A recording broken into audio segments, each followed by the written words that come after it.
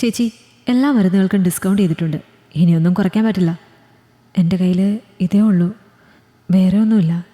ഇനി വണ്ടിക്കുള്ള പൈസ പോലും ഇല്ല. അത് കുഴപ്പമില്ല, ഞാൻ നടന്നു പോകാം. ഒന്ന് അഡ്ജസ്റ്റ് ചെയ്യാമോ? ചേച്ചി, നിങ്ങൾ വാങ്ങിയത് കുട്ടികൾക്കുള്ള മരുന്നായതുകൊണ്ടാണ്. എല്ലാം ബോട്ടിലാണ്. അതുകൊണ്ട് തന്നെ ഒന്നും ചെയ്യാൻ പറ്റില്ല. നിങ്ങളുടെ അവസ്ഥ എനിക്ക് മനസ്സിലാകും. ബില്ലടിച്ചത് കൊണ്ട് കൃത്യമായ പൈസ തന്നെ വേണം, അല്ലെങ്കിൽ എൻ്റെ കാശ് എടുത്ത് വെക്കണം. എനിക്കും ഒരു കുടുംബമുണ്ട്. ഇവിടെ വരുന്നവരൊക്കെ ഇങ്ങനെ പറഞ്ഞാൽ എൻ്റെ കുടുംബം പട്ടിണിയിലാകും. അതാണ്. ഈ സംസാരം കേട്ടിട്ടാണ് കടയുടെ ഉടമസ്ഥൻ അനിൽ വന്നത്. എന്താ ചെയ്യാൻ പ്രോബ്ലം? ഈ ചേച്ചിക്കുള്ള മരുന്ന് ബില്ല് ചെയ്തിട്ടുണ്ട്, കയ്യിൽ പൈസ ഇല്ല. അതാണ്. ചെറിയ സംഖ്യയാണെങ്കിൽ ഞാൻ അഡ്ജസ്റ്റ് ചെയ്യായിരുന്നു, പക്ഷേ 350 രൂപ കമ്മിയുണ്ട്. അനിൽ ആ സ്ത്രീയുടെ മുഖത്തേക്കൊന്ന് സൂക്ഷിച്ചു നോക്കി. എവിടെയോ കണ്ട ഒരു പരിചയം പോലെ. പക്ഷെ അവളുടെ മുഖത്ത് ഒരു വല്ലാത്ത വിഷാദം തളം കെട്ടി നിൽക്കുന്നു. ഒരു 4 വയസ്സ് തോന്നിക്കുന്ന ഒരു പെൺകുഞ്ഞും അവളുടെ മാറിൽ കിടക്കുന്നുണ്ട്. ആ കുഞ്ഞിൻ്റെ ഡ്രസ്സും അവളുടെ ഡ്രസ്സും എല്ലാം കണ്ടാൽ തന്നെ അറിയാം, ദാരിദ്ര്യത്തിൻ്റെ ദാരുണ ചിത്രം. കുഴപ്പമില്ല, താനത് കൊടുത്തോളൂ. ബാക്കി പൈസ എൻ്റെ പേരിൽ എഴുതിക്കോളൂ. ഓക്കെ, ശരി. അവൻ മരുന്ന് അവൾക്ക് കൊടുത്തു. അവൾ വലിയ ആശ്വാസത്തോടെ ആ നല്ല മനുഷ്യനെ ഒന്ന് നോക്കി മന്ദഹസിച്ചു. അവൾ തിരികെ പോകാൻ നിൽക്കുമ്പോൾ അയാൾ വിളിച്ചു, നിങ്ങളുടെ വീട് എവിടെയാണ്? എനിക്കെവിടെയോ കണ്ട പരിചയം പോലെ തോന്നുന്നു. വീട് ഓട്ടുപാറയ്ക്കടുത്താണ്. അവൾ അതും പറഞ്ഞ് നടന്നു. അയാൾ അവളെ തന്നെ നോക്കി നിന്നു. ബസ് സ്റ്റോപ്പിൽ അവൾ നിൽക്കുന്നത് കണ്ടില്ല. ആ കുഞ്ഞിനെയും എടുത്ത് നടക്കാനുള്ള പരിപാടിയാണ്. അതും ഈ കൊടും ചൂടിൽ. അയാൾക്ക് സഹതാപം തോന്നി. തൻ്റെ കാറെടുത്ത് അവളുടെ അടുത്ത് നിർത്തി കയറാൻ പറഞ്ഞു. അവൾ ഒന്ന് മടിച്ചു. പിന്നെയും അയാൾ നിർബന്ധിച്ചപ്പോൾ അവൾ പതിയെ കയറി. ഞാൻ ഊണ് കഴിക്കാൻ വീട്ടിൽ പോകുന്ന വഴിയാ. ഭർത്താവിനെന്താ ജോലി? അത് ചോദിച്ചപ്പോൾ അവളുടെ കണ്ണുകൾ നിറയുന്നത് അയാൾ കണ്ടു. സാരിയുടെ തലപ്പ് കൊണ്ട് അവൾ കണ്ണുനീർ തുടച്ചു. പിന്നെ വിറയാർന്ന ശബ്ദത്തിൽ പറഞ്ഞു, ഭർത്താവ് സുഖമില്ലാതെ കിടക്കാണിപ്പോൾ. 4.5 വർഷമൊക്കെ ആയി. പിന്നെ അയാൾ അവളോട് കൂടുതലൊന്നും ചോദിച്ചില്ല. എന്തിനാ മനസ്സ് വേദനിക്കുന്നവരെ വീണ്ടും കുത്തി നോവിക്കുന്നത്? കുറച്ചു ദൂരം വണ്ടി ഓടി ഒരു ചെറിയ വീടിൻ്റെ സൈഡിലെത്തിയപ്പോൾ അവൾ പറഞ്ഞു, ആ കാണുന്നതാണ് വീട്. വണ്ടി ഇവിടെ നിർത്തിയാൽ മതി. അയാൾ വണ്ടി നിർത്തി. അവൾ പതിയെ വണ്ടിയിൽ നിന്നും ഇറങ്ങി. അയാളോട് ഒരുപാട് നന്ദി പറഞ്ഞു നടക്കാൻ തുടങ്ങി. അയാൾ പിന്നിൽ നിന്നും അവളെ വിളിച്ചു, ഞാൻ നിങ്ങളുടെ ഭർത്താവിനെ ഒന്ന് കണ്ടോട്ടെ? പെട്ടെന്നുള്ള അയാളുടെ ചോദ്യത്തിന് മുന്നിൽ അവളൊന്ന് പരുങ്ങി. എന്തിനാ നമ്മുടെ ബുദ്ധിമുട്ടുകൾ മറ്റുള്ളവരെ കൂടി അറിയിക്കുന്നത് എന്നാലോചിച്ചിട്ടായിരിക്കാം. എന്നാൽ ഒരു സഹായം ചെയ്ത മനുഷ്യനല്ലേ എന്നാലോചിച്ച് അവൾ വരാൻ പറഞ്ഞു. അയാൾ വീടിനകത്തേക്ക് കയറി. അവൾ ഒരു കസേരയെടുത്ത് അതിലിരിക്കാൻ പറഞ്ഞു. ഏട്ടൻ ചിലപ്പോൾ ഉറങ്ങായിരിക്കാം, ഞാനൊന്ന് വിളിച്ചിട്ട് വരാം. ആ ശരി. അയാൾ ആ വീടൊന്ന് ചുറ്റും കണ്ണോടിച്ചു. അയാൾ മനസ്സിലോർത്തു, തൻ്റെ വീടിൻ്റെ വിറകുപുരയ്ക്ക് ഇതിലേറെ സൗകര്യങ്ങളുണ്ട് എന്ന്. എന്തു ചെയ്യാൻ? ദാരിദ്ര്യം പിടിപെട്ടാൽ എല്ലാം അഡ്ജസ്റ്റ് ചെയ്യുകയല്ലാതെ നിവർത്തിയില്ലല്ലോ. അവൾ വന്ന് പറഞ്ഞു, എന്നാ വന്നോളൂ, ഏട്ടൻ ഉണർന്നിട്ടുണ്ട്. അവൾ കുഞ്ഞുമായി അടുക്കളയിലേക്ക് പോയി. അയാൾ അകത്തേക്ക് കയറി. ഒരു വല്ലാത്ത മനം മടുപ്പിക്കുന്ന മണം അയാളുടെ മൂക്കിലേക്ക് ഇടിച്ചു കയറി. കട്ടിലിൽ ഒരാൾ കിടക്കുന്നത് കണ്ടു. റൂമിലെ ഇരുണ്ട വെളിച്ചത്തിൽ അയാൾ ആ മുഖം കണ്ടു. അതെ, അയാൾ തന്നെ. അയാളുടെ മനസ്സ് കിടന്ന് പിടയ്ക്കാൻ തുടങ്ങി. ദൈവമേ, ഞാൻ എന്തൊരു ക്രൂരൻ! അയാൾ സ്വയം ശപിച്ചു. കട്ടിലിൽ നിന്നും എണീക്കാൻ വളരെ ബുദ്ധിമുട്ടി അയാൾ പതിയെ എണീറ്റിരുന്നു. ദുഃഖം നിഴലിക്കുന്ന അയാളുടെ മുഖം കണ്ടപ്പോൾ അയാൾക്ക് തന്നോട് തന്നെ പുച്ഛം തോന്നി. കട്ടിലിൽ കൈകൾ ഒന്നമർത്തി അയാൾ ചോദിച്ചു, ആരാ? എനിക്ക് മനസ്സിലായില്ല. കുറേ കാലമായി എന്നെ കാണാൻ ആരെങ്കിലും വന്നിട്ട്. എനിക്ക് പരിചയമുള്ള ആരും വരില്ല. വന്നാൽ എന്തെങ്കിലും സഹായം ചോദിച്ചാലോ എന്ന് ആലോചിച്ചിട്ടാകും. പക്ഷേ നിങ്ങളെനിക്ക് മനസ്സിലായില്ല. ഞാൻ അനിൽ. ചേട്ടനെന്നെ പരിചയം ഉണ്ടാവില്ല. ശരിക്കും ചേട്ടൻ എന്താ പറ്റിയത്? ഓ, അതൊക്കെ ഒരു വലിയ കഥയാണ് മോനെ. പറയാനാണെങ്കിൽ ഒരുപാടുണ്ട്. ഏകദേശം 4-4.5 കൊല്ലം മുമ്പ് നടന്ന ഒരു ആക്സിഡൻ്റ് ആയിരുന്നു. കോളേജ് കുട്ടികൾ വന്ന കാറ് എന്നെ ഇടിച്ചു. ഞാൻ റോഡ് സൈഡിൽ കരിമ്പി ജ്യൂസ് അടിക്കുകയായിരുന്നു. അതോടെ എൻ്റെ കഷ്ടകാലം തുടങ്ങി എന്ന് പറയാലോ.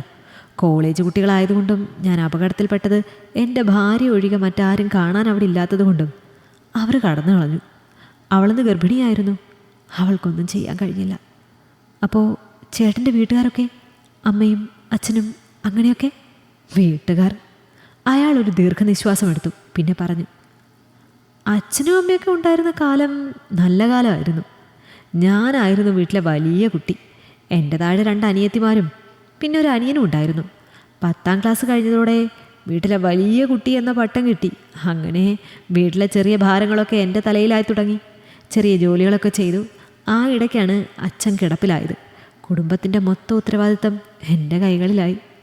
നാട്ടിൽ നിന്നാൽ ശരിയാകില്ല എന്ന് കരുതി ഉള്ള കിടപ്പാടം പണയം വെച്ച് ഞാൻ ഗൾഫിലും എത്തി.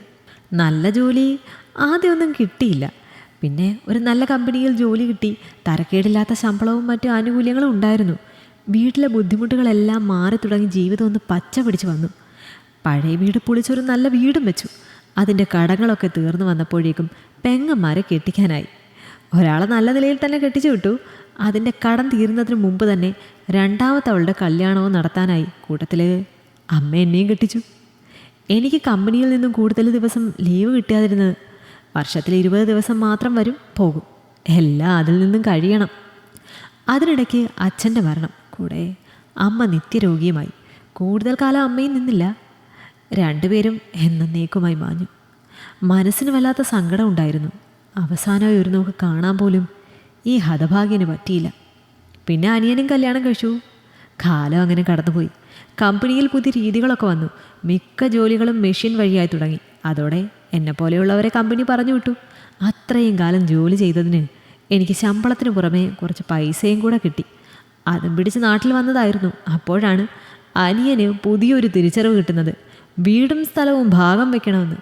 വീടും സ്ഥലവും അവന് വേണമെന്നായി. ബാക്കി കുറച്ച് ഭൂമിയുള്ളത് പെങ്ങന്മാരും കൈക്കലാക്കി. ഏട്ടൻ ഗൾഫിലായതുകൊണ്ട് കുറേ അതിനകം പണം കയ്യിലുണ്ടാകുമല്ലോ. അപ്പോൾ ഏട്ടൻ ഇതിൻ്റെ ആവശ്യമില്ലല്ലോ എന്നായി അവരുടെ വാദം. അത് കേട്ടപ്പോൾ എൻ്റെ കണ്ണുകൾ നിറഞ്ഞു. ആരോട് പറയാൻ? ഞാൻ എൻ്റെ റൂമിൽ പോയി മനസ്സുരുകി കരഞ്ഞു. കഴിഞ്ഞ 20 വർഷം ഞാൻ ഗൾഫിൽ കിടന്ന് കഷ്ടപ്പെട്ട് ജോലി ചെയ്ത് സമ്പാദിച്ചത് മുഴുവൻ ഇവർക്ക് വേണ്ടി മാത്രമായിരുന്നു. ശരിക്കും ഉണ്ണാനും ഉറങ്ങാനും പറ്റിയിരുന്നില്ല. എല്ലാവരെയും ഒരു കരയ്ക്കടിപ്പിച്ചപ്പോൾ സ്വയം കര കയറാൻ ഞാൻ മറന്നുപോയി. കയ്യിലുണ്ടായിരുന്ന ബാക്കി പൈസയും കൊണ്ട് ഞാനും എൻ്റെ പ്രിയതമയും ഒരു വാടക വീടെടുത്ത് സ്വയം തൊഴിലെന്നോണം ആ കരിമ്പ് ജ്യൂസ് മേക്കറും വാങ്ങി അതിൻ്റെ സന്തോഷത്തിൽ തന്നെ ജീവിച്ചു വരികയായിരുന്നു. പക്ഷേ അന്നത്തെ ആ ദിവസത്തോടെ അതും തീർന്നു. ഇപ്പോൾ അവൾ വീട്ടുജോലിയും മറ്റും ചെയ്തിട്ടാണ് ജീവിച്ചു പോരുന്നത്. എല്ലാം എൻ്റെ വിധി, അല്ലാതെന്ത് പറയാൻ. അയ്യോ സോറി മോനെ, ഞാൻ ആളറിയാതെ എൻ്റെ ഉള്ളിലെ സങ്കടം കൊണ്ട് പറഞ്ഞതാണ്. കുറേ കാലമായി ഇതുപോലെ ഒരാൾ എൻ്റെ അടുത്തേക്ക് വരുന്നത്. അതുകൊണ്ട് പറഞ്ഞു പോയതാണ്. ചേട്ടൻ വിഷമിക്കണ്ട, എല്ലാം ശരിയാകും. ചേട്ടൻ അന്ന് അപകടത്തിൽപ്പെടാൻ കാരണം ഞാൻ ഓടിച്ച കാറായിരുന്നു. ഇത് കേട്ടപ്പോൾ അയാളുടെ ഉള്ളിൽ ഒരു നീറ്റലുണ്ടായി. പ്രായത്തിൻ്റെ ചോരത്തിളപ്പിൽ സംഭവിച്ചു പോയതായിരുന്നു. അച്ഛൻ വാങ്ങിയ പുതിയ കാറുമായി ഞാനും എൻ്റെ കൂട്ടുകാരും വന്ന് കറങ്ങാൻ ഇറങ്ങിയതായിരുന്നു. വെള്ളമടിച്ച് വണ്ടി അശ്രദ്ധമായി ഓടിച്ചതുകൊണ്ടാണ് അപകടം സംഭവിച്ചത്. അച്ഛൻ്റെ പുതിയ കാറായതുകൊണ്ടായിരുന്നു. എനിക്ക് പേടി. അച്ഛൻ തല്ലിക്കൊല്ലുമെന്ന് ഉറപ്പായിരുന്നു. അന്ന് അത് മാത്രമായിരുന്നു എൻ്റെ മനസ്സിൽ. പക്ഷെ അന്ന് നിറവയറുമായി നിങ്ങളുടെ അടുത്തേക്ക് ഓടി വന്ന ആ സ്ത്രീയുടെ കരയുന്ന മുഖം എൻ്റെ മനസ്സിൽ നിന്ന് മായാതെ കിടന്നു. കോളേജ് കഴിഞ്ഞ് എനിക്ക് അച്ഛൻ തന്നെ ഒരു മരുന്ന് ഷോപ്പ് ഇട്ട് തന്നു. അത് നോക്കി നടത്തലായിരുന്നു എൻ്റെ ജോലി. ഈ അടുത്ത് കല്യാണവും കഴിച്ചു. എൻ്റെ ഭാര്യയും ഗർഭിണിയായിരുന്നു. അന്നേരമാണ് ഞാൻ അന്നത്തെ ആ സംഭവം ഓർത്തത്. നിറവയറുമായി അപകടത്തിൽപ്പെട്ട തൻ്റെ ഭർത്താവിൻ്റെ മുന്നിലേക്ക് ഓടി വരുന്ന ആ സ്ത്രീ അന്ന് എത്ര പെടാപ്പാട് പെട്ടിട്ടുണ്ടാകുമെന്ന്. പക്ഷെ ഞാൻ നിങ്ങളെ അന്വേഷിച്ചിരുന്നു. കൂടുതലൊന്നും എനിക്ക് കണ്ടെത്താൻ കഴിഞ്ഞില്ല. അങ്ങനെ ഇരിക്കുമ്പോഴാണ് നിങ്ങളുടെ ഭാര്യ മരുന്ന് വാങ്ങാൻ എൻ്റെ കടയിൽ വരുന്നത്. അതാണ് ഞാൻ ഇങ്ങോട്ട് വന്നത്. മാപ്പ് ചോദിക്കാൻ പോലും അർഹതയില്ല എന്നറിയാം. എന്നാലും എന്നോട് ക്ഷമിക്കണം മോനെ. എനിക്ക് നിന്നോട് അന്നും ഇന്നും ഒരു പരിഭവവും ഇല്ല. കാരണം എൻ്റെ സ്വന്തം വീട്ടുകാർക്ക് പോലും എനിക്കൊരു വിലയും തന്നിട്ടില്ല. പിന്നെ ഈ വഴിപോക്കനായ നീ. അതല്ല ഏട്ടാ, എനിക്ക് എന്നെ തന്നെ മനസ്സിലാക്കി തന്നത് നിങ്ങളായിരുന്നു. ഒരു യഥാർത്ഥ മനുഷ്യൻ എങ്ങനെ ആവരുത് എന്നുള്ള പാഠം. ഈ അടുത്തുള്ള ടൗണിൽ എനിക്കൊരു ചെറിയ വീടുണ്ട്. ഇന്നു മുതൽ നിങ്ങൾ അങ്ങോട്ട് താമസം മാറ്റണം. എൻ്റെ എല്ലാ സഹായവും ഉണ്ടാകും. ചേട്ടൻ്റെ ഈ അവസ്ഥയൊക്കെ വേഗം ഭേദമാകും. എനിക്കറിയാവുന്ന ഡോക്ടർമാരുണ്ട്, അവരോട് ഞാൻ പറയാം. വീട് ഞാൻ 2 ദിവസമായി ക്ലീനാക്കി വെച്ചിട്ടുണ്ട്, ആർക്കെങ്കിലും വാടകയ്ക്ക് കൊടുക്കാനായിട്ട്. പക്ഷേ എൻ്റെ തെറ്റിൻ്റെ പ്രായശ്ചിത്തം എന്നോണം എനിക്കിത് നിങ്ങൾക്ക് തരാനാണിപ്പോൾ താല്പര്യം.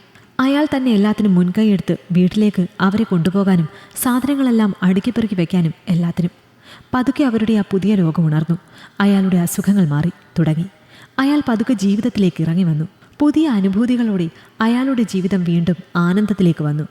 അവരുടെ സന്തോഷം ഒരിക്കൽ ഊതിക്കെടുത്തിയ അയാൾ തന്നെ ആ വിളക്ക് വീണ്ടും തെളിയിച്ചു. പൂർവാധികം ശക്തിയോടെ ആ വിളക്ക് ശാന്തമായി ജ്വലിക്കുന്നു. തെറ്റുകൾ ആർക്കും സംഭവിക്കാം, പക്ഷെ അതിന് പ്രായച്ചിത്തം കൂടി ചെയ്യുമ്പോഴാണ് ഒരു യഥാർത്ഥ മനുഷ്യനാകുന്നത്. ഈ കഥ നിങ്ങൾക്കിഷ്ടമായെങ്കിൽ ലൈക്ക് ചെയ്യൂ. നിങ്ങളുടെ അഭിപ്രായങ്ങൾ കമന്റായി രേഖപ്പെടുത്തൂ.